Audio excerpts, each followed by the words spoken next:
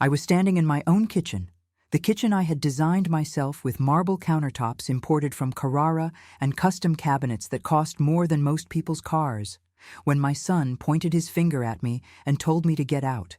It was December 23rd, Christmas Eve, and I had just refused to serve champagne to Brianna, my daughter-in-law, as if I were her personal servant. 28 people were watching us. 28 guests I had invited into my home, fed with food I had spent 2 days preparing, entertained in the space I had earned through 35 years of backbreaking work. My son's colleagues from his architecture firm, Brianna's influencer friends with their perfect makeup and fake smiles, neighbors from my building who I'd known for over 2 decades, all of them silent, all of them staring, all of them witnessing my humiliation.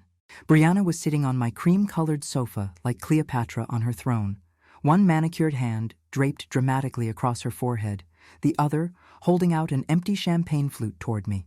That poisonous smile played at the corners of her lips, the one I'd come to recognize over the past 2 years as the expression she wore right before she twisted the knife. "Vivian, sweetheart," she had said in that syrupy voice that made my skin crawl, "would you be a dear and bring me another glass? I'd get it myself, but these heels are killing me, and you're already standing right there by the kitchen." I had looked at her, really looked at her, and something inside me just snapped. This woman who had systematically destroyed my relationship with my only son. This woman who had turned my sweet Marcus into someone I barely recognized. This woman who treated my home like a hotel and me like the staff. "Brianna," I said calmly, keeping my voice level even though my heart was pounding. "The champagne is right there on the side table next to you. You're perfectly capable of pouring your own glass." The room went quiet. You could have heard a pin drop on my Persian rug. Brianna's eyes widened, and for a split second, I saw genuine shock flash across her face. Nobody had ever told her no before. Her mother hadn't. Her sisters hadn't. And certainly Marcus hadn't, not in the 4 years since she'd sunk her claws into him. Then the tears started. Those perfectly practiced tears that she could turn on and off like a faucet.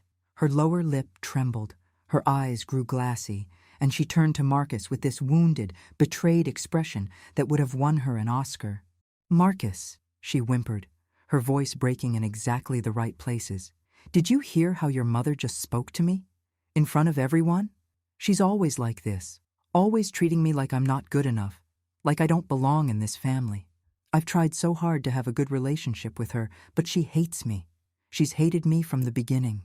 I watched my son's face change, watched the conflict play out across his features, watched him glance between me and his wife, and then watched him make his choice, the wrong choice. "Mom," he said, and his voice was tight, controlled in that way that meant he was furious but trying not to show it in front of guests. "Can we talk in the other room for a minute?" "No, Marcus," I said firmly. I was done being managed, done being painted as the villain. "If you have something to say to me, say it here. This is my home. I'm not going to be sent to my room like a child." His jaw clenched. I saw a muscle twitch near his temple, the same way his father's used to when he was trying to control his temper. But Richard would never have spoken to me the way Marcus was about to. Richard had loved me, respected me, treated me as an equal partner in everything we built together. "Fine," Marcus said, and his voice rose slightly. "Then I'll say it here. You're being incredibly rude to my wife. Brianna asked you politely for a simple favor, and you basically told her to get it herself, like she's some kind of burden. This is supposed to be a holiday celebration, Mom, a time for family, but you're making it all about you, about your pride, about your need to be right." I felt something cold settle in my chest. "Marcus, I made every dish you see on that table. I spent 2 full days cooking. I cleaned this entire apartment. I set up the decorations. I bought all the wine and champagne with my own money. I've been on my feet since 6 this morning, making sure everything was perfect for this party. And you think asking Brianna to pour her own drink is me making it all about myself? That's not the point," he said. And I could see Brianna watching us with satisfaction barely concealed behind her tears. "The point is that you can't stand seeing me happy with someone else. You can't stand that I have a wife now, that she's the most important person in my life. You've been passive-aggressive and cold to her since the day we got engaged, That is absolutely not true, I said, and I could feel my own composure starting to crack. I have bent over backward for that woman. I paid for your honeymoon, Marcus. 15,000 euros so you two could spend 3 weeks in Italy. Did she thank me? Did she even acknowledge it? No. She told you that you deserved it, as if I owed you a luxury vacation.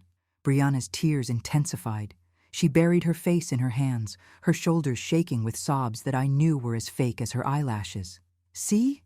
She gasped between manufactured cries. This is exactly what I'm talking about. Everything I do is wrong. Everything is never enough. She throws money at us and then holds it over our heads forever.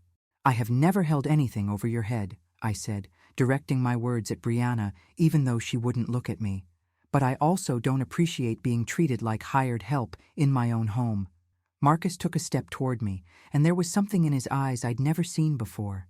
Something hard and cold that reminded me of how Brianna looked at me when she thought no one else was watching. You know what, Mom? If you can't respect my wife, if you can't treat her with basic kindness in your own house, then maybe you shouldn't be in my life right now. Maybe you need to take a step back and think about why you're so threatened by a woman who just wants to be part of this family. The words hit me like a physical blow. I actually took a step backward, my hand reaching out to steady myself against the kitchen island. What did you just say to me? I said, and his voice was rising now, loud enough that I knew every single person in that apartment could hear him, that if you're going to ruin Christmas for my wife, if you're going to make her feel unwelcome and uncomfortable, then you need to leave. This is supposed to be a happy time, and you're poisoning it with your bitterness and your jealousy.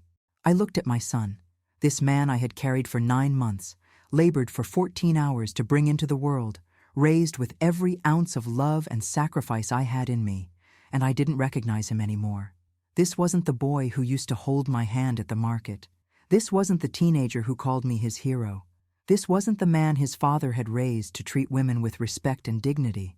This was someone Brianna had created, someone she had molded and shaped and turned against me piece by piece over 4 long years. Marcus, I said quietly, and I could feel hot tears starting to build behind my eyes. This is my apartment. I bought this place 23 years ago with money I earned from my boutique.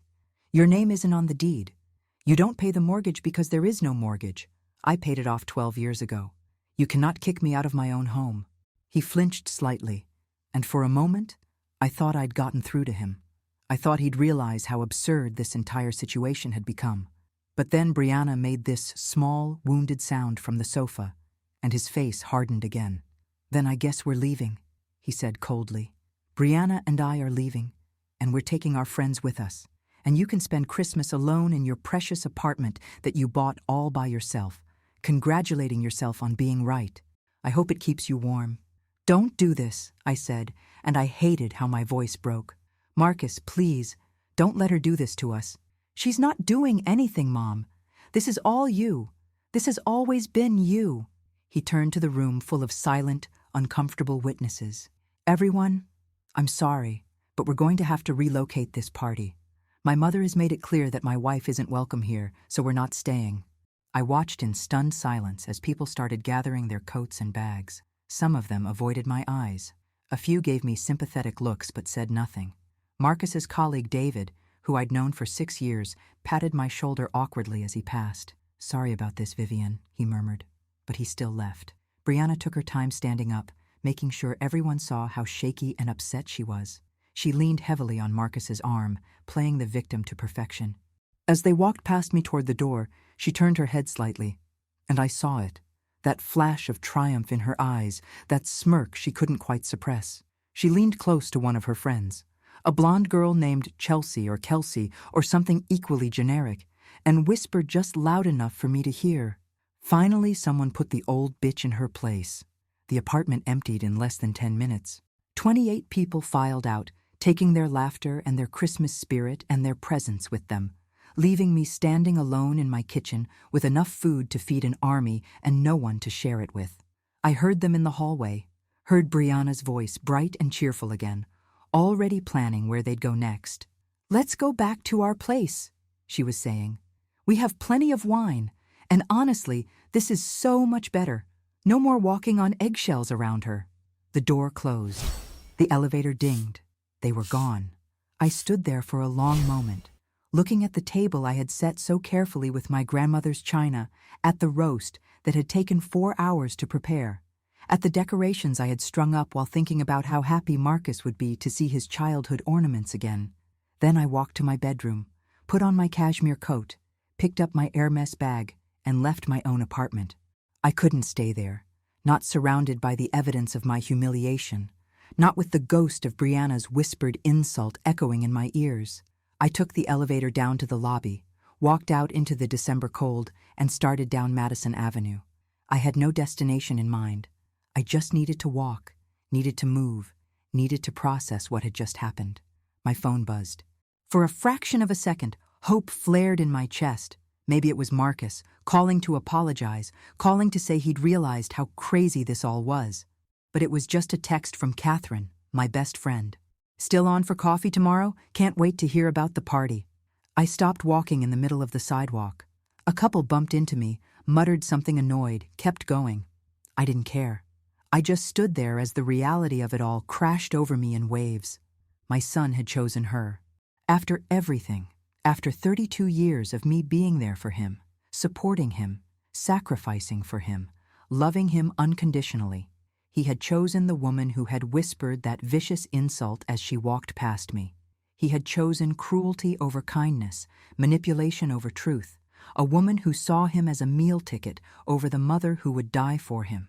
And he had done it in front of 28 people, making sure my humiliation was as public and complete as possible. I started walking again, and the tears finally came. They ran hot down my cold cheeks, blurring the Christmas lights that decorated the storefronts, turning the city into a watercolor painting of reds and greens and golds. I let them fall. There was no one to see them anyway, no one to care. But as I walked, as the shock began to fade and something else took its place, I made myself a promise. Marcus had made his choice tonight. He had picked his side. He had shown me exactly how little I meant to him when measured against Brianna's tears and manipulation. Fine. He wanted to play it that way? He wanted to humiliate his mother, the woman who gave him everything, because his spoiled princess of a wife couldn't be bothered to pour her own champagne? Then tomorrow he was going to receive a special present. A present that would make him understand exactly what kind of woman he'd chosen to defend over his own mother. A present that would change everything. I pulled out my phone as I walked and called Catherine. She answered on the second ring. "Vivienne, how was the party?" "Catherine," I said, my voice steadier than I expected. "I need your help, and I need the name of that private investigator you used when you suspected Gerald was cheating." There was a pause. Then her voice came back serious and focused. "What happened?" "War happened," I said simply, "and I'm not losing my son without a fight." I spent that night at Catherine's penthouse in Tribeca, sleeping in her guest room that overlooked the Hudson River. I didn't sleep much. I kept replaying the evening over and over in my mind, seeing Marcus's face twisted with anger, hearing Brianna's whispered insult, feeling the weight of 28 pairs of eyes watching my humiliation. Catherine made me coffee at 6 in the morning when she found me sitting at her kitchen table, still in yesterday's clothes, staring at nothing. "Tell me everything," she said, sliding into the chair across from me. "From the beginning." So I did. I told her about the party, about Brianna's demand, about Marcus choosing his wife's manufactured tears over his mother's dignity. But as I talked, I realized the story didn't start last night. It started 4 years ago, the day Marcus brought Brianna home for the first time. I should have seen it then. Should have recognized the warning signs that my son was dating someone who would eventually tear our family apart. But I was still grieving Richard, still navigating the world as a widow instead of a wife, and I was so happy to see Marcus smiling again after 3 years of shared mourning. Richard had died 7 years ago, suddenly and without warning. One minute he was laughing at something on the television. The next he was clutching his chest, his face going gray, his breath coming in short gasps. The ambulance took 14 minutes to arrive. He died in my arms before they got there, his last words a whispered "Je t'aime" that I felt more than heard. Marcus was 25 when his father died. They had been so close, those two. Richard used to take Marcus to museums every Sunday when he was a boy, teaching him about architecture and art and history. They'd come home with sketches and stories and a bond that made my heart swell with joy. When Richard died, something in Marcus broke. He stopped going out, stopped seeing friends, spent months just existing, going through the motions of work and life, but not really living. For 3 years, it was just the two of us navigating our grief together. We had dinner twice a week at this little French bistro near his apartment, the one that served cassoulet the way Richard used to make it. We'd talk about Dad, about memories, about the hole he'd left in both our lives. Marcus would tell me about his architecture projects, and I'd tell him about new designs at the boutique. We were a team, a unit, 2 people holding each other up through the worst thing either of us had ever experienced. Then Brianna walked into his life at some charity gala his firm sponsored. She was 25, blonde, beautiful, in that Instagram filter kind of way that doesn't quite look real in person.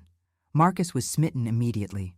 He called me the next day, his voice more animated than I'd heard it in years. "Mom, I met someone special." I was thrilled. Of course I was.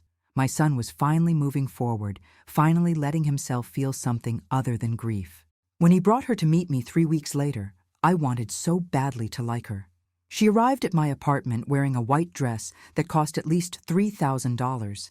I knew because I'd seen the same designer piece in the boutique next to mine.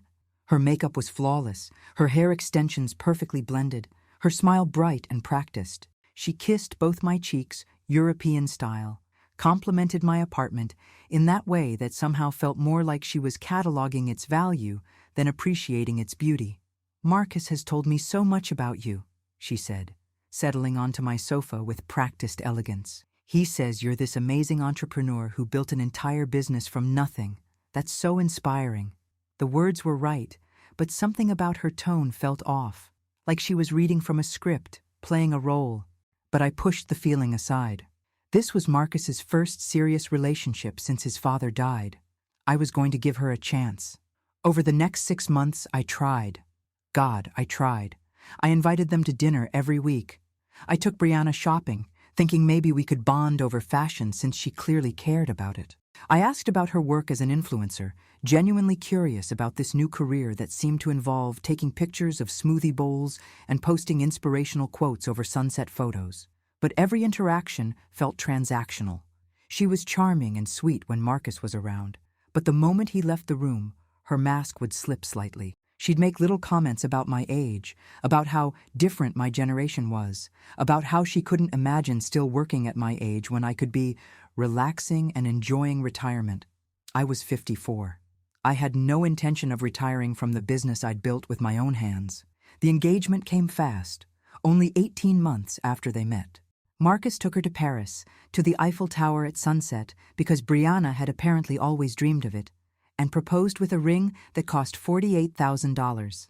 I knew the price because he'd asked my opinion beforehand, worried it wasn't enough. "Marcus," I'd told him, "if you love her and she makes you happy, then it's perfect." He'd hugged me tight and said, "Thanks, Mom." Dad would have liked her, don't you think? I'd lied and said yes, because what else could I say? That I thought his father would have seen through Brianna's performance in about 15 minutes. That Richard had an instinct for authentic people and would have recognized her calculated sweetness for what it was. The wedding was a year later, a massive affair at the Plaza Hotel that cost more than $200,000. Marcus paid for most of it, but Brianna's parents contributed exactly nothing. When I asked Marcus about it privately, he'd shrugged and said her family didn't have much money, that it wasn't a big deal. I'd offered to help with costs. "Marcus, your father and I saved money for your wedding. Let me contribute." "It's okay, Mom. I've got it covered. But thank you." At the reception, I'd watched Brianna hold court with her friends, posing for endless photos, making sure every angle was Instagram perfect.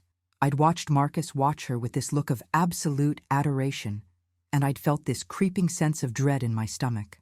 After they came back from their honeymoon, the one I'd paid for, 15,000 euros for 3 weeks in Italy, things changed. At first, it was subtle. Marcus started canceling our weekly dinners. Not every week, but enough that I noticed. He'd apologize, say that Brianna had made other plans, that he'd forgotten to check with her first. Then came the requests for money. Brianna would text me directly, something she'd never done before. Vivian, Marcus and I are looking at a bigger apartment, and we're a bit short on the down payment. Would you be able to help us out with $10,000? We'll pay you back as soon as we can. I sent the money. They never paid it back, and when I mentioned it 6 months later, Brianna acted offended that I'd even brought it up.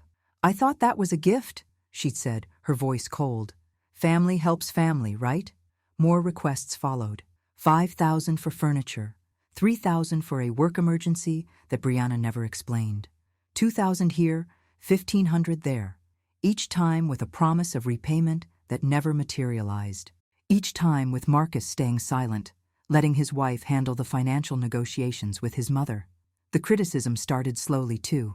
Brianna would make comments about my clothes being dated, my hairstyle being very classic for your age, my apartment being a bit formal, don't you think? You should really modernize. She'd suggest I spend less time at the boutique, that I should slow down and enjoy life before I was too old. I was 56. I ran 3 miles 4 times a week and could work a 12-hour day without breaking a sweat. Marcus started changing too. He stopped calling me just to chat. Our dinners became monthly instead of weekly, then every 6 weeks, then only on holidays and birthdays. When we did see each other, Brianna was always there, always steering the conversation, always finding ways to subtly criticize me while maintaining her sweet, innocent facade. Last Christmas, she'd refused to come to my holiday party, claiming a migraine. Marcus had apologized, had come alone, had seemed distracted and unhappy all evening. I'd found out later from his colleague David that Brianna had spent that day at a spa with her friends, posting stories on Instagram about self-care Sundays. When I'd asked Marcus about it, he'd gotten defensive. She had a headache, Mom. She didn't feel up to a loud party. Why are you making this into a thing? Because she wasn't sick, Marcus. She was at a spa. So she tried to feel better by taking care of herself. What's wrong with that? I'd let it drop. What else could I do? Every time I raised a concern about Brianna, Marcus interpreted it as an attack on his marriage, on his happiness, on his choice of wife.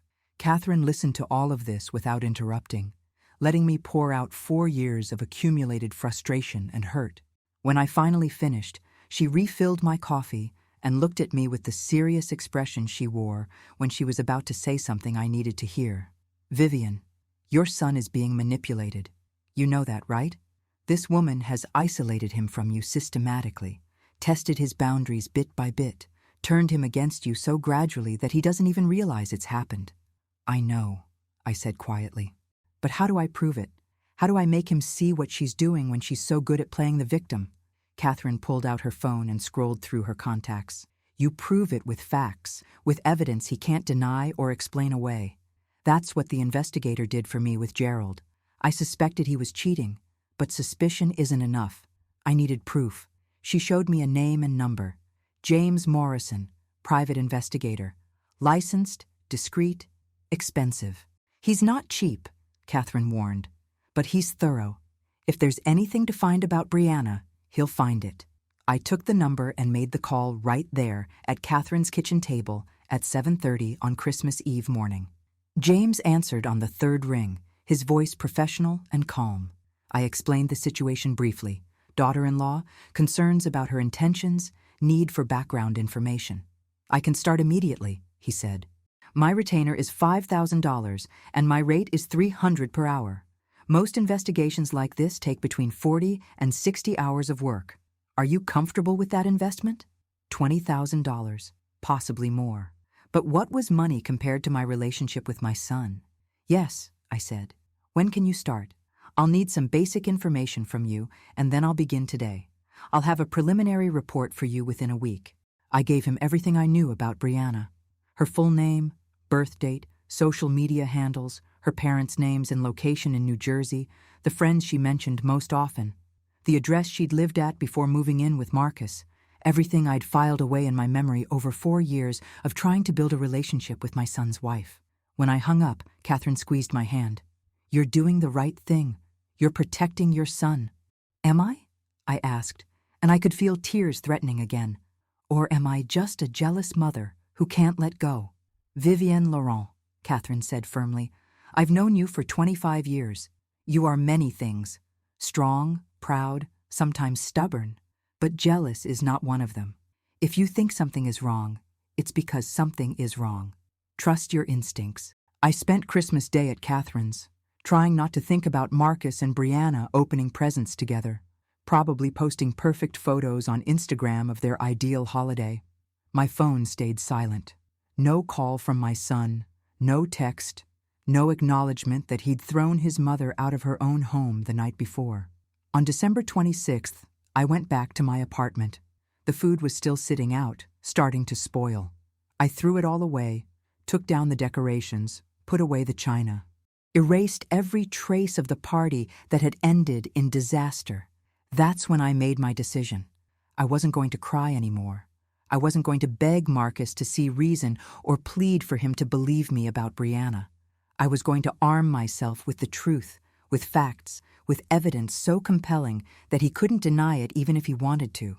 And then I was going to give my son a present. The kind of present that would save him from the biggest mistake of his life, whether he wanted to be saved or not. James Morrison called me on January 2nd with his preliminary findings. I was at the boutique, going through inventory reports and trying to keep my mind occupied with work instead of replaying Christmas Eve for the 1,000th time. When I saw the unknown number, my heart started racing before I even answered. Mrs. Laurent, this is James Morrison. Do you have time to meet today? I have some information you're going to want to see in person. We met at a coffee shop in the West Village, far enough from my usual haunts that I wouldn't run into anyone I knew. James was in his early 50s, gray hair, unremarkable face, exactly the kind of person who could blend into a crowd and never be noticed. He carried a leather briefcase that he set on the table between us with a weight that told me it was full. Before I show you this, he said quietly, I need to ask, are you sure you want to know? Because once you see what's in here, you can't unsee it. And what you do with this information could change your family permanently. Show me, I said. My voice was steady, even though my hands were shaking slightly. He opened the briefcase and pulled out a folder. Not a thin folder, a thick one, easily 60 or 70 pages with tabs dividing different sections. My stomach dropped just looking at it. I'm going to walk you through this systematically, James said, opening to the first tab. Let's start with finances. The first page showed credit card statements. Not Marcus's cards, Brianna's personal cards that apparently Marcus didn't know about. 3 different cards from 3 different banks, all maxed out. The total came to $23,462. She's been making minimum payments only, James explained, pointing to the payment history. The interest alone is costing her about $400 a month. Look at the charges. I scanned the statements. Nordstrom, Saks Fifth Avenue, Bergdorf Goodman. A cosmetic surgery center in Manhattan. $3,200 for Botox and fillers. A salon called Beauty Bar. $1,800 for hair extensions. Restaurant charges, at places I recognized as expensive, even by New York standards. 3 separate charges at Tiffany's totaling almost $6,000. She's living beyond her means significantly, James said. Her income from social media influencing is sporadic at best. Last year, she made approximately $18,000 total, mostly from small sponsorships. That's barely above poverty level for New York City. Everything else she spends comes from your son, or from debt. He flipped to the next tab. Employment history. This is where it gets interesting. The page showed a timeline of Brianna's work history for the past 5 years. Before meeting Marcus, she'd worked as a receptionist at a dental office for 8 months before being let go. Before that, retail sales at Bloomingdale's for 6 months. Before that, hostess at a restaurant for 4 months. Notice the pattern? James asked. She can't hold a job for more than 8 months. I spoke to former employers, off the record of course. The dental office let her go for excessive tardiness and using her phone during work hours. Bloomingdale's terminated her for a discrepancy in her cash drawer that they couldn't prove was theft but was suspicious enough to warrant dismissal. The restaurant fired her for being rude to customers. So she decided to become an influencer instead, I said slowly. She decided to find someone who could support the lifestyle she wanted without requiring her to work for it, James corrected. Look at her dating history before Marcus. He showed me a timeline he'd constructed from social media archives and interviews with people who knew her. Brianna had dated 3 men in the 2 years before meeting Marcus. All of them were successful, wealthy men between ages 30 and 40. All 3 relationships had ended after a few months when the men apparently figured out what she was after. One of them, a hedge fund manager named Christopher Dalton, was willing to talk to me. He said Brianna was charming at first, but became increasingly demanding.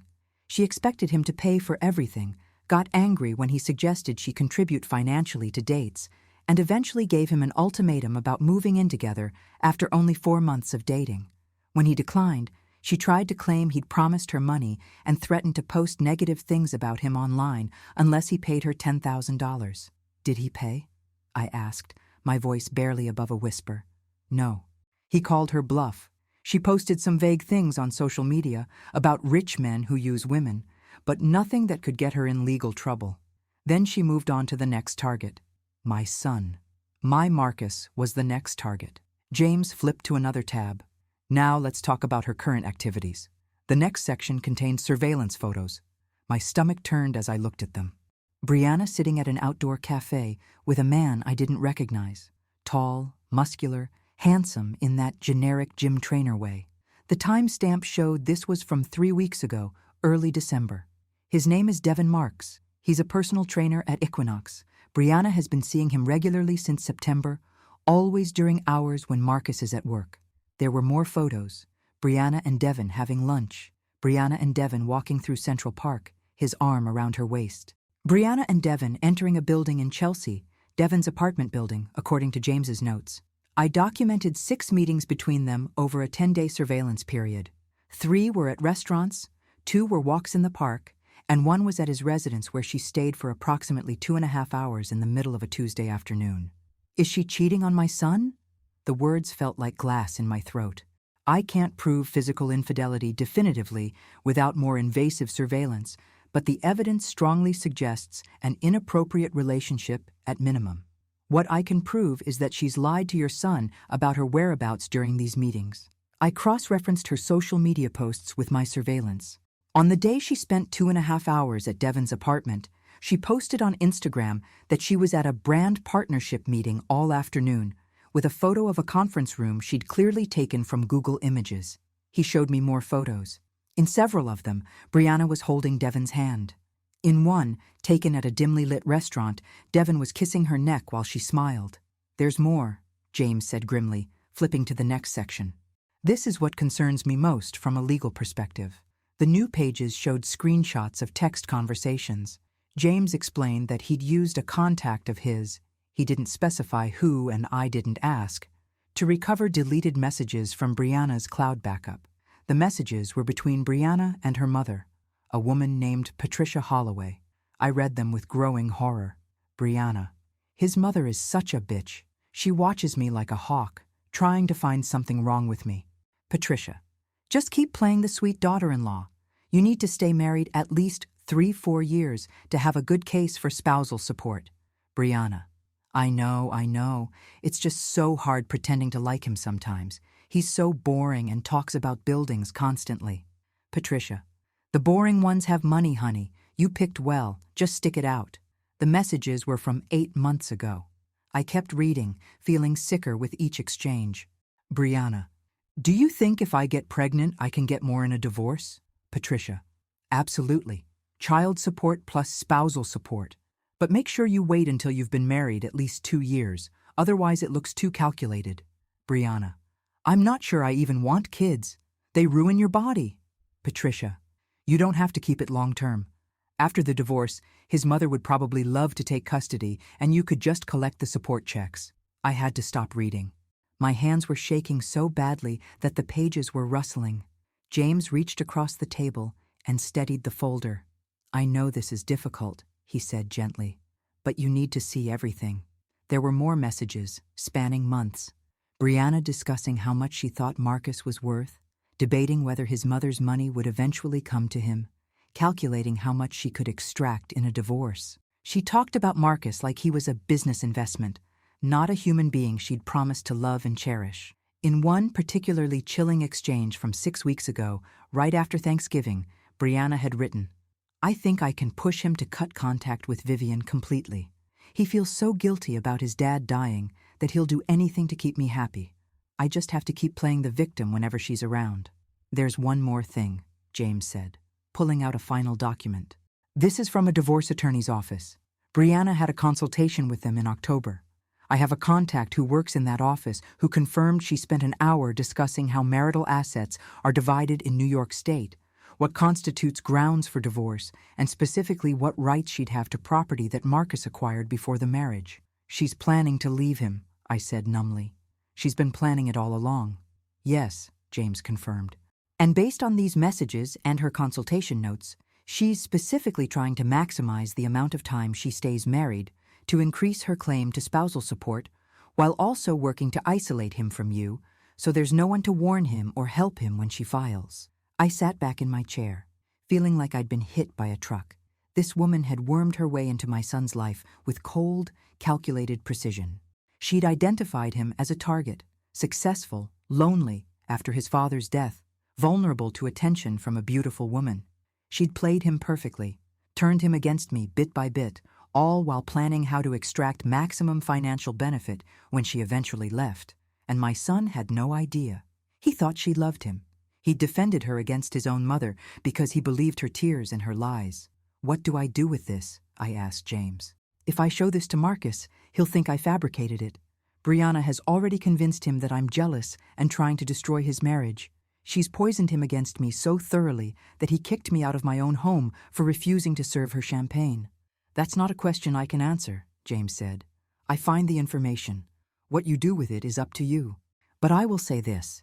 If you don't tell him and she goes through with her plan, your son is going to lose years of his life and possibly hundreds of thousands of dollars to a woman who never loved him. And when it all comes crashing down, he's going to wonder why no one warned him. I paid James for his work. The bill came to just over $18,000, but it was worth every penny. I took the folder home and spent that entire night reading through every page, memorizing every detail, feeling my heart break over and over for my son who had been so thoroughly deceived. The next morning, January 3rd, I tried calling Marcus. The call went straight to voicemail. I tried again at lunch.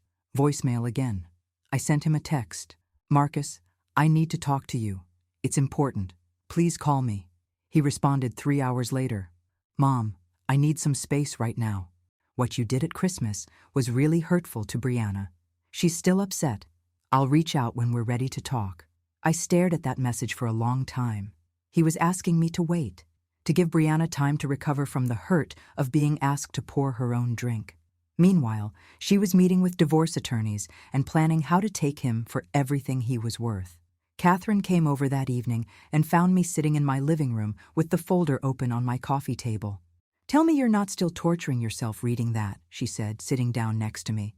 Catherine, how do I get through to him? If I call him and tell him I have evidence, he'll refuse to see me. If I email it, he'll delete it without reading. If I try to show up at his apartment, Brianna will be there, and she'll turn it into another scene where I'm the villain attacking his innocent wife. Catherine was quiet for a moment, thinking. Then she picked up her wine glass and took a long sip. You don't try to tell him, she said finally. You show him. You present the evidence in a way he can't ignore, can't delete, can't have Brianna explain away before he's even seen it. How? You mail it to him. You send it to his office during business hours when you know Brianna won't be there to intercept it. You mark it personal and confidential so no one else opens it. You include a letter explaining everything, but you make it about protecting him, not about being right. And then you let the evidence speak for itself. It was brilliant. Simple, but brilliant. At his office, Marcus would be alone when he opened it. He'd have time to process what he was seeing without Brianna immediately spinning it. And the sheer volume of evidence, 67 pages of documentation, photographs, text messages, financial records, would be impossible to dismiss as a jealous mother's fiction. I spent the next 2 days preparing 3 separate packages. The first contained copies of all the financial documents, the secret credit cards, the debt, the pattern of excessive spending. The second had the surveillance photos of Brianna with Devin, printed in high resolution with dates and timestamps clearly visible. The third was the most damaging, printed screenshots of every text message between Brianna and her mother, highlighted and annotated with context. I wrote a letter to accompany the packages. I revised it 7 times, trying to find the right tone. Not accusatory, not bitter, just a mother trying to protect her son from someone who was using him. Marcus, I wrote, your father taught me that loving someone means protecting them, even when they don't want to be protected. Even when they're angry at you for trying. You expelled me from my home because I refused to serve a woman who has been systematically deceiving you since the day you met her. I don't expect you to believe me based on my word. That's why I'm sending you proof, irrefutable evidence of who Brianna really is and what she's been planning. I hired a private investigator not out of spite, but out of fear for you. Fear that my son was being manipulated by someone who sees him as a financial opportunity rather than a person worthy of love. These documents contain financial records, surveillance photographs, and recovered text messages that show the truth of your marriage. I'm not asking you to take my word for anything. I'm asking you to look at the evidence with the same careful, analytical mind your father raised you to have. Whatever you decide to do after seeing this, I will support you. But you deserve to know the truth about the woman you married. With all my love, your mother. On January 15th, exactly 23 days after Brianna had whispered that I was an old bitch who'd been put in her place, I sent all 3 packages via private courier to Marcus's architecture firm. I paid extra for delivery requiring signature, scheduled for 7 o'clock in the morning before his assistant would arrive, before anyone else would be in the office to possibly intercept it. The courier confirmed delivery at 7:14 a.m. I sat in my apartment, drinking coffee I couldn't taste, waiting for my phone to ring. 7:30, 8 o'clock, 8:30. Nothing. At 9:47, my phone buzzed with a text from Marcus. Is this some kind of sick joke? I called him immediately. He answered, and I could hear that he'd been crying. Marcus, Mom, what the hell is this? Did you really hire someone to follow my wife? Did you really go through her private messages? This is insane. This is beyond insane. This is... His voice broke. Marcus, I need you to look at the evidence. Really look at it. I know it's painful, but... Painful? He laughed, but it was a terrible sound, hollow and broken. You sent me photos of my wife with another man. You sent me her private conversations. You violated her privacy in the most disgusting way possible because you can't stand that I chose her over you. Marcus, those messages show she's been planning to divorce you. She's using you for money. She's been lying to you about everything. No, he said, and his voice got harder. No, Mom, I don't believe this. Brianna warned me you'd try something like this. She told me you'd make up lies, maybe even fake documents. But I didn't think you'd actually do it. I didn't think you'd stoop this low. My heart sank. She warned you? When? A few weeks ago. She said you'd been acting weird, asking her questions about her finances, that you seemed obsessed with finding something wrong with our marriage. She said you couldn't accept that she's the most important person in my life now. And she was right. She was right about everything. Brianna had anticipated this too. Somehow, she'd known I would investigate. Maybe she'd seen James following her, or maybe she was just smart enough to predict my next move. Either way, she'd already planted seeds in Marcus's mind that any evidence I presented would be fabricated. Marcus, please, I said, trying to keep my voice calm, even though panic was rising in my chest. Just look at the documents objectively. The credit card statements are real. You can verify them with the banks. The surveillance photos have timestamps and metadata. The text messages came from her own cloud backup. This isn't fake. I couldn't fake something this comprehensive even if I wanted to. I'm not looking at them anymore, he said. I looked at enough to know what you're trying to do. And I'm done, Mom. I'm done with you trying to destroy my marriage. I'm done with your manipulation and your need to control my life. Brianna is my wife. I love her. And if you can't respect that, then we have nothing more to say to each other. Marcus. The line went dead. He'd hung up on me. I tried calling back. It went straight to voicemail. I tried again 10 minutes later. Voicemail. I sent a text. Please don't do this. Please just look at the evidence with clear eyes. I love you. I'm trying to protect you. No response. Catherine called me an hour later. Well?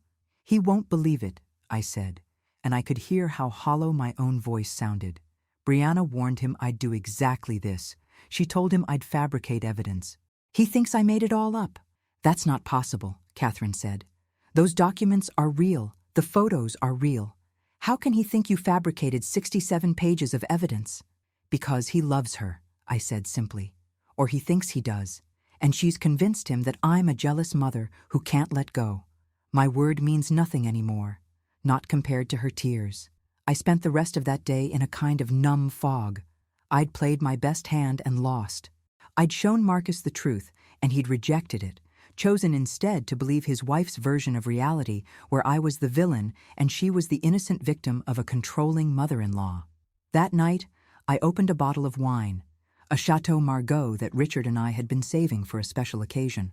I drank the entire bottle alone in my living room, crying for my son who was walking blindly toward disaster, crying for myself and the relationship I'd lost, crying for Richard who wasn't here to help me fix this. Around midnight, drunk and exhausted and heartbroken, I called Catherine again. I failed, I told her. I tried to save him, and I failed.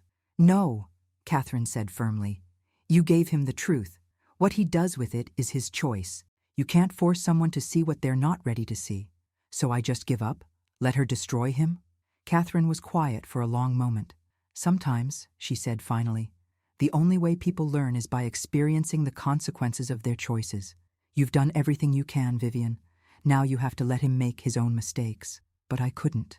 He was my son, my only child, the boy I'd carried and raised and loved more than life itself. I couldn't just stand by and watch him be destroyed by a woman who saw him as nothing more than a paycheck. There had to be another way. There had to be something I could do that would finally open his eyes. I just hadn't figured out what it was yet. For 3 days after sending Marcus the evidence, I heard nothing. No calls, no texts, no sign that my son even remembered I existed. I went to work at the boutique, smiled at customers, processed orders, and went through all the motions of normal life while feeling like I was dying inside. On the 4th day, January 19th, my phone rang at 10:17 in the morning. Marcus's name flashed on the screen. My heart leaped into my throat as I answered. Marcus? Mom. His voice sounded strange, hollow, broken in a way I'd never heard before, not even when Richard died. Mom, I need to see you. Now, please. Of course. Where are you? Can you meet me at Cafe Reggio, the place we used to go when I was in high school? The little cafe in the West Village, where we used to have Saturday morning breakfast when he was 16, 17, talking about colleges and architecture programs and his dreams for the future. We hadn't been there together in years. I'll be there in 20 minutes, I said. I left Margot, my assistant manager, in charge of the boutique and took a cab downtown. My mind was racing through possibilities. Had he finally looked at the evidence properly? Had something happened? Was Brianna with him? The hollow sound in his voice terrified me more than anger would have. I arrived at the cafe before he did and took our old table in the back corner. 15 minutes later, Marcus walked in, and my breath caught. He looked terrible. His eyes were red and swollen, dark circles underneath them like he hadn't slept in days. His hair was uncombed, his shirt wrinkled, and he was carrying a backpack that looked heavy. He sat down across from me without saying anything for a long moment, just staring at the table. I wanted to reach across and take his hand, but something in his posture told me to wait, to let him speak first. I confronted her, he finally said, his voice barely above a whisper. This morning, I showed her the photos of her with that guy, Devin. My heart was pounding. What did she say? At first she said you'd manipulated the photos, that you'd hired actors or used Photoshop or something. She said it wasn't real, that you were so desperate to break us up that you'd fabricated everything. He looked up at me, and the pain in his eyes made me want to cry. She was so convincing, Mom. She cried and she swore on her mother's life that she'd never cheated on me, that she didn't even know anyone named Devin. But I'm not stupid, he interrupted. I'm not the naive idiot she apparently thinks I am. I looked at those photos carefully, really carefully. I used professional photo analysis software from my firm. Those images weren't manipulated. The metadata was authentic. The timestamps were real. So I asked her again, and I told her I'd verified the photos were genuine. He pulled his phone from his pocket and set it on the table, his hand shaking slightly. She changed her story, said, okay, yes, she knew Devin, but he was just a friend. Just a trainer she sometimes met for coffee to discuss fitness routines. She said the photos made it look worse than it was, that you'd clearly hired someone to follow her at angles that seemed intimate but really weren't. Marcus, I'm not finished. His voice cracked. I told her that explanation might work for some of the photos, but not the one where he's kissing her neck at a restaurant. Not the ones where they're holding hands. She started crying harder, saying I was choosing to believe you over her, that after everything we'd built together, I was going to throw it away because of my controlling mother's lies. He was quiet for a moment, his hands gripping his phone so tightly his knuckles were white. Then I showed her the text messages, the ones between her and her mother. Oh, Marcus, do you know what she did? He laughed, but it was a terrible, broken sound. She stopped crying instantly. Just stopped, like turning off a faucet, and she looked at me with this expression I'd never seen before. Cold, calculating, and she said, "You went through my private messages? You violated my privacy like that?" She tried to make you the villain, I said quietly. Yes, she tried to make it about me invading her privacy instead of about what the messages actually said. So I read some of them out loud to her. The ones about staying married long enough to maximize spousal support. The ones about me being boring and easy to manipulate. The one about potentially getting pregnant just to increase child support payments. He stopped talking and just sat there, breathing hard, looking like he might either cry or be sick. What did she say? I asked gently. She said, his voice broke completely. He covered his face with his hands and his shoulders started shaking. I did reach across the table then, putting my hand over his, and he grabbed it like a drowning man grabbing a life preserver. When he could speak again, his voice was barely audible. She said I was being dramatic, that those were just venting messages to her mother, that everyone complains about their spouse sometimes, that I was taking them out of context. She said the stuff about divorce was just her being frustrated during arguments we'd had, not actual planning. But you didn't believe her. No, he whispered. No, because I asked her about the consultation with the divorce attorney, the one in October, and she couldn't explain that away. She tried, Mom. She said she'd gone to get information for a friend who was getting divorced. But when I asked which friend, she couldn't give me a name. She just kept saying, "You wouldn't know her, and why does it matter?" He pulled his hand away from mine and wiped his eyes roughly with his sleeve. So I asked her directly. I said, "Brianna, have you been planning to divorce me and take as much money as possible?" And do you know what she said? I shook my head, my own tears starting to fall. She smiled, Mom. Actually smiled. And she said, "Oh, Marcus, you're so naive. Did you really think someone like me would stay with someone like you forever? You're boring, and you're obsessed with your dead father and your controlling bitch of a mother. But you have money, and you were easy to manipulate, so I figured I'd stick it out long enough to make the divorce worthwhile." The words hung in the air between us like poison. She said that? I could barely get the words out. She actually said that to you? Word for word. And then she laughed and said I should thank her for at least waiting until after the holidays to let me know what she really thought. She said she'd planned to stick it out for another year, maybe 18 months, but since I'd ruined everything by digging into her private life, she might as well be honest. "Marcus, I'm so sorry. I'm so sorry." "Don't be sorry." He looked at me with red, exhausted eyes. "You tried to warn me. You tried to show me, and I threw it back in your face. I chose her over you. I kicked you out of your own home because she manipulated me into thinking you were the problem." "Jesus, Mom, I kicked you out on Christmas Eve. You didn't know. I should have known." His voice rose, and a couple at a nearby table glanced over. He lowered it again, but the anguish in it was almost worse than the volume. "I should have listened to my instincts. I should have paid attention to how she treated you, how she was always asking for money, how she couldn't hold down a job, how she isolated me from you bit by bit. Dad would have seen through her in 5 minutes. He would have protected me from this. But I was so lonely after he died, and she was so beautiful and so attentive, and I just wanted to feel something other than grief. She targeted you," I said firmly. "She saw a vulnerable man, and she exploited that vulnerability deliberately. This is not your fault. She's leaving," he said abruptly. "She packed 3 suitcases of clothes this morning and left. Said she was going to stay with Devin, and I could have my lawyers contact her lawyers. She said she'd make the divorce as expensive as possible for me since I'd violated her privacy by showing her those messages. He reached into his backpack and pulled out the folder I'd sent him. The complete dossier from James Morrison. I need you to help me, Mom. I need the name of the investigator you used, and I need the best divorce attorney in New York City, because I'm not letting that woman take a single dollar more than I legally have to give her. And if there's any way to prove fraud or get an annulment, I'm taking it. I squeezed his hand.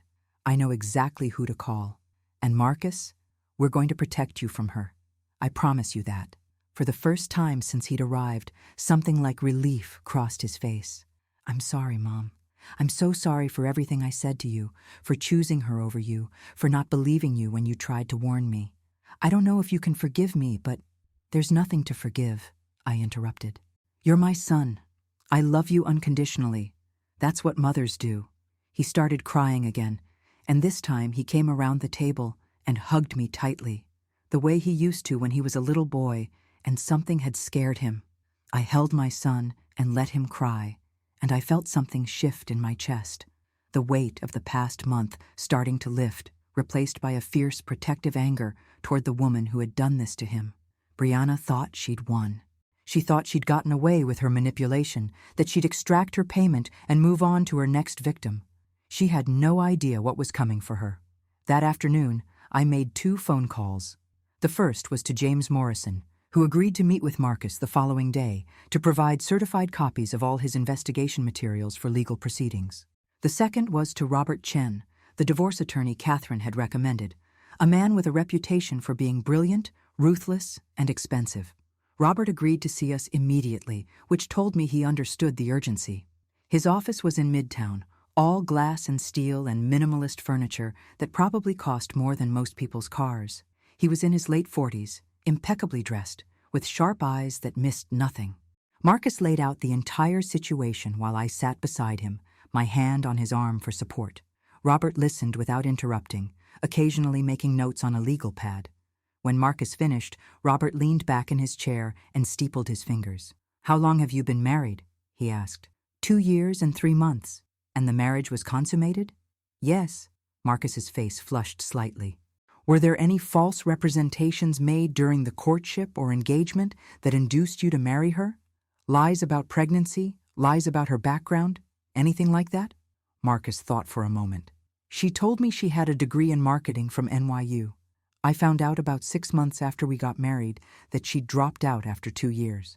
When I asked her about it, she said she'd simplified her educational history because she was embarrassed about not finishing. Robert made a note. What else? She said her influencer career was making good money, that she had several major brand partnerships in the works. After we got married, I found out she was barely making anything, maybe $15,000 to $20,000 a year at most. Did you make financial decisions based on those representations? Did you agree to a certain lifestyle or financial arrangement because you believed she was contributing equally? Yes, Marcus said slowly. We agreed we'd split household expenses 50-50 since we were both working professionals. But she never paid her half. There was always some excuse. A brand deal fell through. A payment was delayed. She had unexpected expenses. I ended up paying for everything. Robert's eyes gleamed. That's good. What about the credit cards and debt the investigator uncovered? Marcus pulled out papers from his backpack. I went through our financial records this morning after Brianna left. She opened 2 credit cards in my name without my permission. I never authorized these accounts. She must have used my social security number and other information she had access to as my wife. He laid the credit card statements on Robert's desk. They showed $17,000 in charges, luxury purchases, restaurant bills, spa treatments, all on cards Marcus had never seen before. Robert picked them up and examined them carefully. This is identity theft. This is fraud. These are federal crimes. Did you authorize her to use your identity for credit applications? Absolutely not. I didn't even know these accounts existed until this morning. Robert smiled, and it wasn't a pleasant expression. It was the smile of a predator who just spotted wounded prey. Mr. Laurent, I can work with this. Between the fraudulent credit cards, the demonstrable pattern of deception about her finances, and the documented evidence that she entered the marriage with intent to extract financial benefit rather than form a genuine marital partnership, we have grounds for annulment based on fraud. Annulment? Marcus leaned forward. Not divorce? Annulment means the marriage is treated as if it never legally existed. No spousal support, no division of assets, nothing. In New York State, fraud is one of the grounds for annulment, but we need to prove she made false representations that were material to your decision to marry her, and that you wouldn't have married her if you'd known the truth. I wouldn't have, Marcus said firmly. If I'd known she was only with me for money, if I'd known she was planning to leave me after extracting maximum financial benefit, I never would have married her. Never. Then we file for annulment, not divorce. And here's where it gets interesting. Robert tapped the credit card statements. These fraudulent accounts constitute criminal activity. I have a contact at the Manhattan District Attorney's Office. With your permission, I'll share this information with them. The threat of criminal prosecution gives us significant leverage. Leverage for what? I asked. Leverage to make her go away quietly. We offer her a choice: sign an annulment agreement, accepting zero spousal support and assuming all debt in her own name, or face criminal charges for identity theft and credit fraud that could result in up to 5 years in federal prison. Most people, when faced with that choice, take the deal. Marcus looked at me, then back at Robert. You can really do that? Make it like we were never married? If she agrees to the terms, yes. And trust me, she'll agree. The alternative is prison time and a permanent criminal record. Even someone as calculating as your wife will choose the former. How long will this take? Marcus asked. If she cooperates, we can have signed documents within a week. If she fights it, Robert shrugged. Could be months, but given that we have documentation of criminal activity, I doubt she'll fight.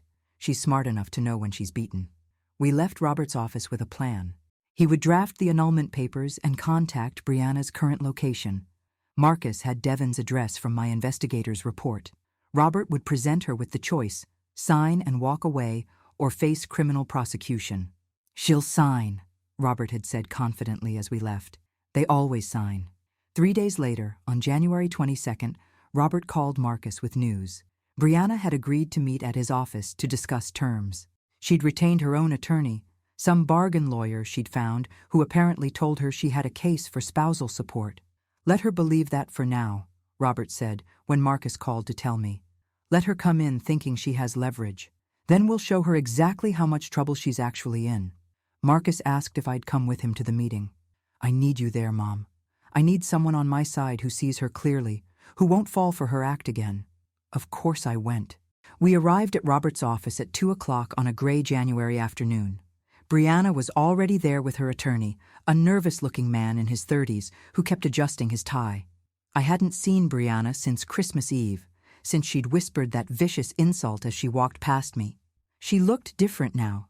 Still beautiful, still perfectly made up, but there was a hardness around her eyes that hadn't been visible before. Or maybe it had always been there, and I was only now allowing myself to see it clearly. She looked at me with pure hatred. What is she doing here? Mrs. Laurent is here at my client's request, Robert said calmly. Shall we begin? We sat on opposite sides of Robert's conference table, Marcus and I on one side with Robert, Brianna and her attorney on the other. Robert laid out several thick folders on the table with deliberate precision. Ms. Holloway, I'm using your maiden name since we're pursuing annulment. My client is prepared to be reasonable.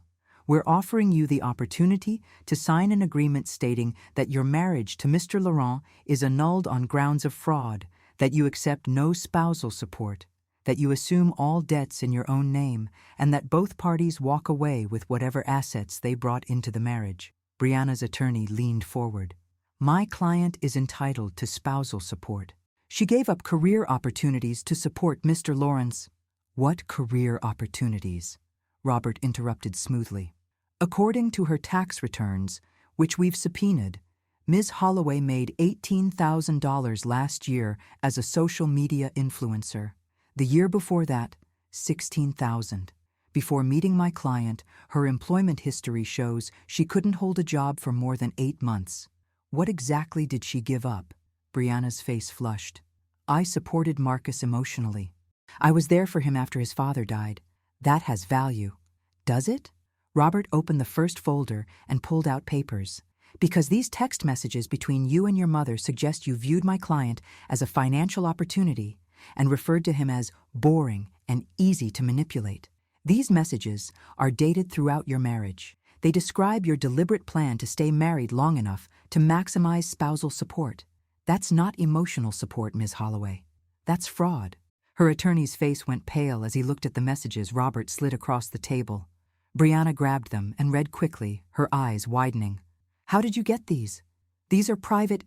These were recovered from your cloud backup account through legal investigative means. They're admissible in court. Would you like me to continue? He didn't wait for an answer. He opened the second folder and pulled out the surveillance photographs. These images document 6 meetings between you and Mr. Devin Marks between September and December of last year. Several of these meetings were at restaurants where you can be seen holding hands and engaging in intimate physical contact. One meeting was at Mr. Marks's residence where you remained for 2.5 hours in the middle of a weekday afternoon.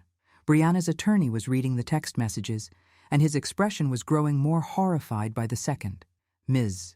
Holloway, did you actually write these messages about divorcing your husband for financial gain? I was just venting to my mother, Brianna said, but her voice had lost its confidence. Everyone complains about their spouse. This doesn't prove anything. Perhaps not by itself, Robert agreed, but combined with your documented infidelity and this. He opened the third folder with a theatrical flourish. These are credit card statements for 2 accounts opened in my client's name without his knowledge or permission. You used his social security number and personal information to open these accounts, accumulated $17,000 in debt, and made only minimum payments while hiding the accounts from him. The room went very quiet. Brianna's attorney was staring at the credit card statements with his mouth slightly open. That's identity theft, he said quietly. That's a federal crime. Yes, it is, Robert agreed pleasantly. It's also credit fraud. Combined, these charges could result in up to 5 years in federal prison. I have a contact at the Manhattan District Attorney's Office who is very interested in this case. Brianna stood up abruptly, her chair scraping loudly against the floor. This is bullshit. You're trying to intimidate me. Sit down, Ms. Holloway, Robert said, and there was steel in his voice. I'm trying to offer you a way out of a criminal prosecution that would destroy your life. You have 2 choices. Choice 1. You sign the annulment agreement. You walk away with nothing, but you also walk away without a criminal record. You assume the debt from the cards you fraudulently opened, and you never contact my client or his family again. And choice 2? Her voice was shaking now. Choice 2. You fight this. You try to claim spousal support. And the moment you do, I file a criminal complaint with the DA's office about the identity theft. We go to trial. All of this evidence becomes public record. Your text messages planning to exploit my client financially get read in open court. Your social media followers get to see exactly what kind of person you really are. And at the end of it all, you go to prison. Federal prison. Ms. Holloway, not some minimum security facility. Real prison with real consequences. Brianna looked at her attorney desperately. He can't do this. Can he do this? Her attorney was reading through the documents, and I could see him calculating whether he wanted any part of this case. Ms. Holloway, this evidence is extremely damaging. The credit fraud alone is enough for criminal charges. If Mr. Chen shares this with prosecutors— Oh, I will, Robert said cheerfully. The moment she tries to claim $1 of spousal support, I will hand this entire file to the DA's office with a bow on top. I watched Brianna's face cycle through several emotions: anger, fear, calculation, desperation. She looked at Marcus, and I saw her eyes soften, saw her expression shift into something that might have been remorse if I didn't know better. Marcus, she said, her voice going gentle and wounded. We loved each other once. We can work this out. We don't need lawyers destroying what we had. Can't we just talk about this? Just the 2 of us? Marcus looked at her for a long moment. I held my breath, terrified that he might fall for it again, that some part of him might still believe in the woman he thought he'd married. No, he said finally. We can't, because the woman I thought I loved doesn't exist. She never existed. You played a role for 4 years, and you played it well, but I know who you really are now. I've read the messages where you laughed about manipulating me. I've seen you with another man. I know about the debt you hid from me and the cards you opened fraudulently in my name. There's nothing to work out, Brianna. There's just the question of whether you sign these papers or go to prison. Her face hardened instantly, the wounded act dropping like a mask. You bastard! After everything I did for you, after I put up with your boring life and your controlling bitch of a mother for 2 years? Careful, Robert warned. Defamation can be added to the list of issues we're discussing. Brianna's attorney put his hand on her arm. Ms. Holloway, I strongly advise you to take the agreement. You don't want to fight this case. You can't win, and the consequences of trying would be severe. She jerked her arm away from him, but I could see the calculation happening behind her eyes. She was weighing her options, trying to find an angle, looking for leverage she didn't have. If I sign, she said slowly, what exactly am I agreeing to? Robert slid a document across the table.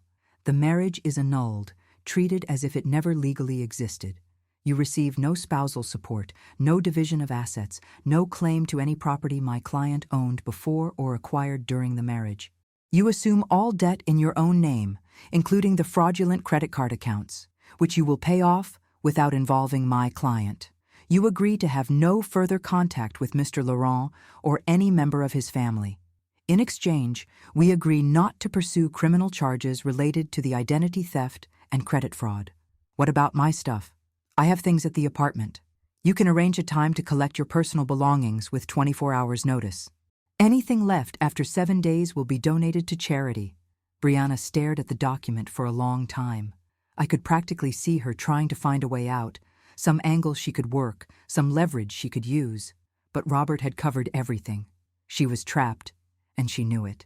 I need to think about it, she said. You have 24 hours, Robert said.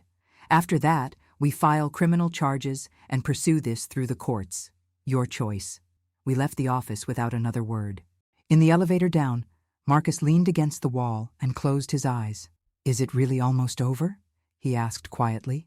Almost, I said. She'll sign. She has no choice. 18 hours later, Robert called. Brianna had signed the agreement. The marriage was annulled. She'd arranged to pick up her belongings the following day and had already moved most of her things out. Marcus came to my apartment that evening with a bottle of wine. The good kind.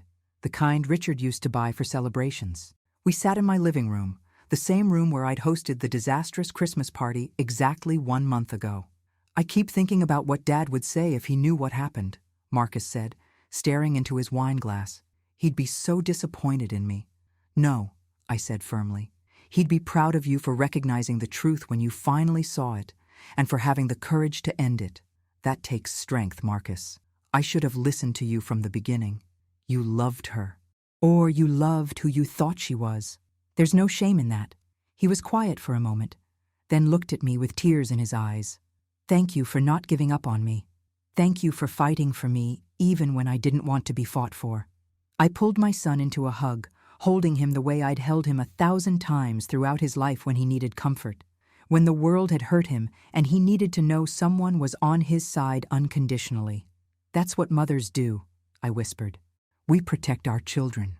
Always. 3 months passed. Winter gave way to spring, and slowly, carefully, Marcus and I rebuilt what Brianna had tried to destroy. We went back to our weekly dinners at the French bistro, the one that served cassoulet the way Richard used to make it. We talked about everything. His work, my boutique, the weather, politics, anything and everything except her. For the first few weeks, she was the elephant in the room we both tiptoed around. But gradually, she faded into the background of our conversations, becoming just a painful chapter in Marcus's life that was finally closed. He started therapy in February. Dr. Patricia Weinstein, a psychologist who specialized in helping people recover from manipulative relationships. Marcus told me it was helping him understand how he'd been targeted, how Brianna had identified his vulnerabilities after his father's death and exploited them systematically. He was learning to forgive himself for being deceived, learning to trust his own judgment again. Dr. Weinstein says I have a lot of work to do on setting boundaries, he told me over dinner one evening in late March. She says I was so afraid of losing another person I loved that I let Brianna cross lines I should have held firm. I let her isolate me from you because I was terrified that standing up to her would mean losing my marriage. And now? I asked gently. Now I understand that real love doesn't require you to give up the other people you love. Dad never made you choose between him and your friends, between him and your work. Real partnership means supporting all the relationships that matter to your partner, not destroying them. I reached across the table and squeezed his hand.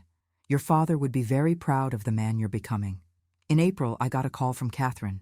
She'd heard through mutual acquaintances that Brianna had taken a job as a receptionist at a medical office in New Jersey, back in the town where she grew up. Apparently, Devin had broken up with her within days of learning she had no access to Marcus's money anymore. The influencer career had collapsed completely. Most of her followers had disappeared after she stopped posting luxury content, and the few brand partnerships she'd had evaporated when companies realized she was no longer the aspirational lifestyle figure she'd pretended to be. She tried to sue Marcus for defamation, Catherine told me, claimed he'd spread lies about her that damaged her career. What happened? Her lawyer took one look at the annulment documents and the evidence Robert Chen had compiled and told her she had no case. She dropped it within a week. I felt a twinge of something that wasn't quite satisfaction and wasn't quite pity. Brianna had gambled on manipulating my son for financial gain and lost everything in the process. Part of me, the mother whose son she'd hurt so badly, felt she deserved every consequence she was facing. But another part of me, the part that had built a successful business through hard work rather than deception, just felt sad that anyone would waste their youth and beauty on schemes instead of building something real. I hope she learns from this, I told Catherine. I hope she becomes a better person. You're kinder than I'd be, Catherine said. She tried to destroy your family. She failed, I said simply. That's what matters. In May, Marcus met someone new. Her name was Sophie Chen, no relation to Robert, as Marcus was quick to point out with a laugh. She was an environmental engineer who worked on sustainable building projects. They'd met at a conference on green architecture where Marcus was presenting his firm's latest eco-friendly design. He brought her to meet me on a Sunday afternoon in early June. I was nervous, I'll admit. After Brianna, I was terrified of getting it wrong again, of missing red flags, of watching my son walk into another disaster. But Sophie was nothing like Brianna. She was 34, dressed in jeans and a simple blouse, no designer labels or obvious attempts to impress. She had an easy laugh and talked passionately about her work cleaning up contaminated industrial sites. She asked me thoughtful questions about the boutique and listened to my answers like she was genuinely interested. When the check came at lunch, she reached for it automatically, and when Marcus protested, she said, "We'll split it. That's what equals do." After she left to head back to her apartment in Brooklyn, Marcus stayed behind. "So?" he asked nervously. "What do you think?" I smiled. "I think she's wonderful. I think she's exactly the kind of person your father would have loved to know." His whole face lit up. "Really? You really like her?" "I do. But more importantly, Marcus, do you? Not, is she beautiful? Or, does she make you look good? Do you genuinely enjoy spending time with her? Do you respect her mind? Does she treat you as an equal?" "Yes," he said without hesitation. "To all of it. She challenges me, Mom. She calls me out when I'm wrong. She has her own life and her own friends, and she doesn't need me to complete her. She's a whole person, you know? Not someone looking for someone else to make her whole. Then I'm happy for you. Genuinely happy. But Marcus, promise me something. Anything. Take it slow. There's no rush.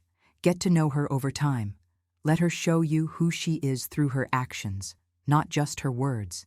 And if you ever feel like she's trying to isolate you from the people who love you, or asking you to compromise your values, or making you feel guilty for having boundaries, promise me you'll pay attention to that."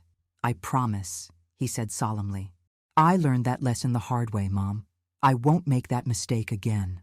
On June 14th, what would have been Richard's 70th birthday, Marcus and I visited his grave in Woodlawn Cemetery. We brought French pastries from his favorite bakery and a bottle of Bordeaux. Technically not allowed, but the groundskeeper looked the other way when I explained it was my husband's birthday. We sat on the grass next to his headstone and told him everything that had happened. About Brianna, about the investigation, about the annulment, about Sophie and the second chance Marcus was giving himself at love, about how the boutique was having its best year yet, about how much we missed him, but how we were learning to carry on without him. "I wish you were here, Dad," Marcus said quietly, his hand on the headstone. "You would have seen through Brianna immediately. You would have protected me from making that mistake." I put my arm around my son's shoulders. "Your father isn't here, but his lessons are. He taught you to value honesty and integrity. He taught you to treat people with respect and expect respect in return. You lost your way for a while, but you found it again. That's what matters." As we walked back to the car, Marcus turned to me with a serious expression.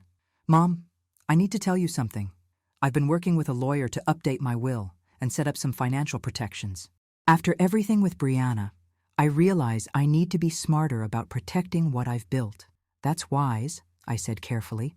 "And I want you to know, I've set up a trust. If anything happens to me, everything goes to you, but it's protected in a way that no future spouse can touch it without your approval. I should have done that before I married Brianna. I won't make that mistake again." I stopped walking and looked at him. "Marcus, you don't have to." "Yes, I do. You built your life from nothing, Mom. You and Dad sacrificed so much to give me opportunities. I'm not going to let anyone exploit that again. You're my family. You're the person who fought for me when I was too blind to fight for myself. I trust you to protect what we've built." I hugged him right there in the cemetery parking lot, not caring who saw us. My son had grown up. The boy who'd been so easily manipulated, so desperate for love that he'd ignored every red flag, had become a man who understood the value of protection and wisdom and family. That evening, I sat in my apartment, the same apartment where this whole nightmare had begun on Christmas Eve, and opened a bottle of wine. Not the expensive kind this time, just a simple Côte du Rhône that Richard and I used to drink on ordinary weeknights when we were young and building our lives together. I thought about everything that had happened. The humiliation of being expelled from my own home, the heartbreak of watching my son choose his manipulative wife over his mother, the fear that I'd lost him forever, the determination to fight for him anyway, the satisfaction of watching the truth finally break through Brianna's lies. Some people had asked me if I regretted hiring the investigator, if I felt guilty about exposing Brianna's secrets. The answer was simple: not for a second. I'd saved my son from years of exploitation, from financial ruin, from wasting his life on someone who saw him as nothing more than a paycheck. That wasn't cruelty. That was love. My phone buzzed with a text from Marcus. "Dinner next week?